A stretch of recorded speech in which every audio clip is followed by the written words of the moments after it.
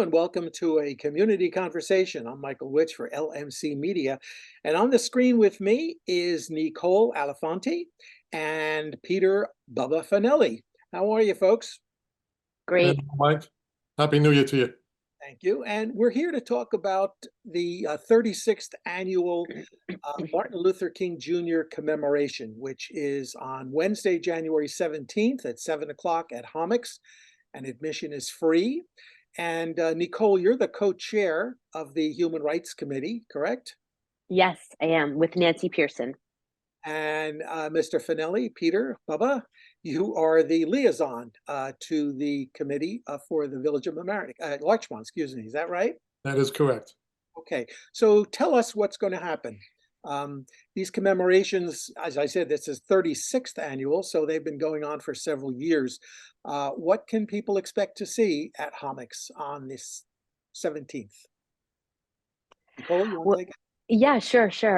So, there's a long history of this commemoration, and I've only been in the community for about 8 years now. So it's kind of morphed over time. But what we'll see at this one coming up, which is kind of exciting because we had a virtual one in 2021, and then we had nothing in 2022.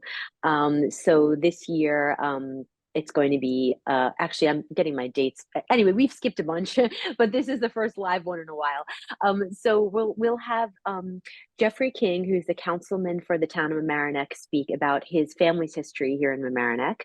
And Bubba, you might want to elaborate on that because I know you know more about his story. And then we'll have the District Equity Task Force leaders, Leon White and Bonnie Sloofman, who are from the the school district, and that's they're the leaders of that task force. And then the DEIB director, Jenny Rodriguez, which stands for Diversity, Equity, Inclusion, and Belonging. So they're going to talk a little bit about the work in our schools, and we're going to have some poetry and some music from students. And we're going to be honoring two incredible organizations, which Bubba also you can jump in on because I don't want to take up all the space. Okay. Bubba, I know that the organizations are the Neighbors for Refugees and the Westchester Jewish Coalition for Immigration. Is that right? Yes. Yes. So what is Councilman King going to talk about? So I think Jeff's going to talk about his life and times here. When he came over here many years ago. Now, just a little backstory. I met Jeff in 7th grade at the Hommocks. Oh, well. So we've been friends for a very long time. And a wonderful fella, straight shooter, honest lad, just a good gentleman. He's going to talk about, he came over and he was one of the first people to be bussed around in lower Westchester County. So that'll be something I'm sure he'll talk about. His father was very involved with that movement and other events taking place. In fact, his father's passed 25 years ago this year. So it's been a while. But he'll be chatting about that. He'll be talking about his own experiences, good and bad, I'm sure. I've been there for most of the stuff that he's gone through, except for up till 7th grade. Before that, he was on his own, and but it'll be an exciting night. What I like about this night, I've been coming to it for many years, is that it's just a good variety of guest speakers, arts, the entertainment. And it's really for the young ones.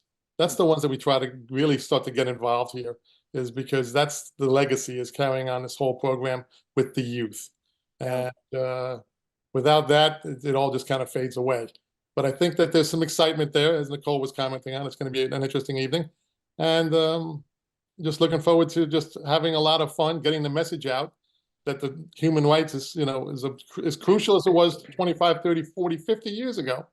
It's the same issue still going on to a lot of different nationalities, just not, blacks or Chinese, or it's the whole world. And this is a good eye opener for the young, and it's a great reminder for the old to stay involved. And, and if you have nothing going on in your life, I mean, not really saying it that way, but if you have some free time, get involved in these organizations, whichever one you want to do. But the Human Rights Organization is a good organization of good quality people that are always looking to make peace amongst ourselves and keep neighbors neighborly. I read on the website for the Human Rights Committee, there may be over a dozen people on the committee this right now. Is that right, Nicole? Yeah. Yeah, a lot of them have been there really for decades, and I have to say, like, I stand on a lot of their shoulders. Elizabeth Sanger and the late Mary Lee Berridge, who is a huge, force on this committee. Naomi Hill. It was a commission at one point, and I think they were more connected to the community in terms of listening to some of the human rights issues that were going on, and they would get involved by writing letters or making phone calls or supporting people who were having issues with the Westchester County Commission. But it really has kind of slowed down over the years, as I said, because many of them are in their 80s and 90s. They're incredible warriors still thinking about their communities. So it's a quiet committee, and we could definitely use some new folks and sort of some new passion and ideas about what our community wants from a human rights committee. I understand that Mamaroneck's new school superintendent. He will. We're excited to meet him and see what he has to say. We encourage him to stay involved in all of our local activities, not only this, but everything else that's going on. And, Nancy said it best. He just got here, so let's give him a chance to settle in and meet and say, hey, a little meet and greet. And I look forward to hearing and see what he has to say about what's going on. But additionally, to what's been going on here, it's really important, like sort of what Nicole said, it's just to keep people involved. Sure. And this committee is that sort of committee where we're looking for some young infusion. And we've taken on a few different things that have come across the meetings. Some are good, some are old school, and the group's a good variety of people. A lot of, as you would comment, Nicole, a lot of old school with a lot of world knowledge, a lot of history about the villages, which is kind of makes it fun because when you sit down and start chatting with these people, you hear a lot of interesting things that you thought you knew, but you really didn't know. And I'm a lifer here since '59, so I always have an ear open to hear what's going on. What are some of the issues that come up in these conversations about our community? I mean, I remember some years ago there was some controversy about a student who was bullied, and I don't know that was completely resolved. But I mean, you're reading the paper today about issues of transphobia. And immigration, of course, is a big one. Do we build a wall to keep everybody out, or what do we do with people who are looking to escape terrible situations or just want to make a better life for their families? So what are the issues that come up in local conversations? Well, I mean, to be really transparent, Michael, I think, right now we have a lot of conversations. We check in with each other because it's an older group. They have, like Bubba said, a ton of history. But there have been other groups that have risen up, I think, that just have more capacity over time. So when these issues you're discussing, like in our schools with bullying and racial bullying and things that have happened, we've had the Community Resource Center, we've had, different local groups like my group, Cure, and other groups who stepped up and kind of examined those issues and brought people together around them. So I think, we do a lot of kind of analyzing and thinking about what our place is, but that's what we're really looking for now, like a new voice, So I would say with the wisdom that's there now and the potential for new folks to come in and infuse some of these conversations with actions behind them is really where we are at the moment. So the organizations that are being honored, like the Neighbors for Refugees and Westchester Jewish Coalition for Immigration, those would be partners.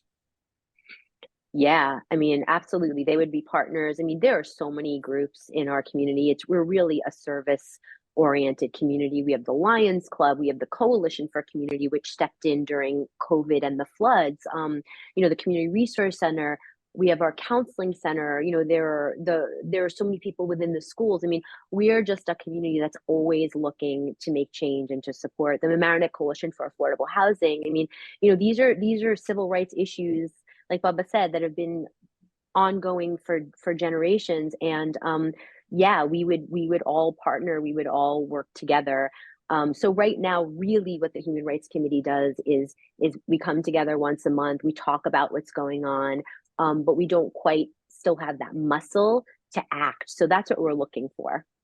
Okay, I Yeah. know that LMC Media is going to be recording the event and then playing it back for those people who can't make it. But Bubba, who should attend on the 17th?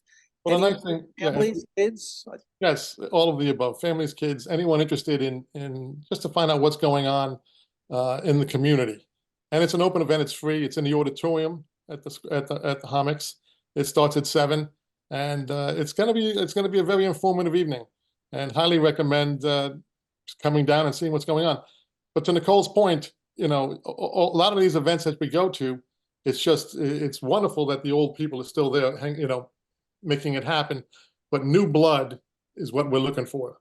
And that new blood doesn't have to be high school blood. It could be people right out of college or new families that have just moved in that want to make some changes, or the community itself is very aware of what's going on with all of the diversification taking place here. And we're always, as Nicole commented, we're always working on something to keep people at ease, because there's been a few things that arose that we had chatted about, and we follow through on. And it just, I'm not saying that we stir the pot, but we certainly do stop it from boiling over, which is a good thing. Sometimes Yeah, and stir the pot.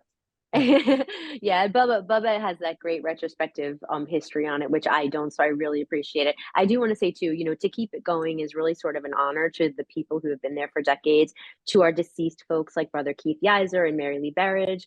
And I forgot to mention that Shirley Hilton is on the committee still. These are powerhouse people in our community. So it would be great to keep it going. Yes. Well, I want to thank you both, Bubba and Nicole. And again, the 36th Annual Martin Luther King Jr. Commemoration, Wednesday, January 17th, 7 p.m. in the Hommocks Auditorium, and admission is free and encouraged. Thanks again for coming on Community Conversation. Thank you, Thank you, Michael. Mike. Thank you, LMC Media, for hosting us.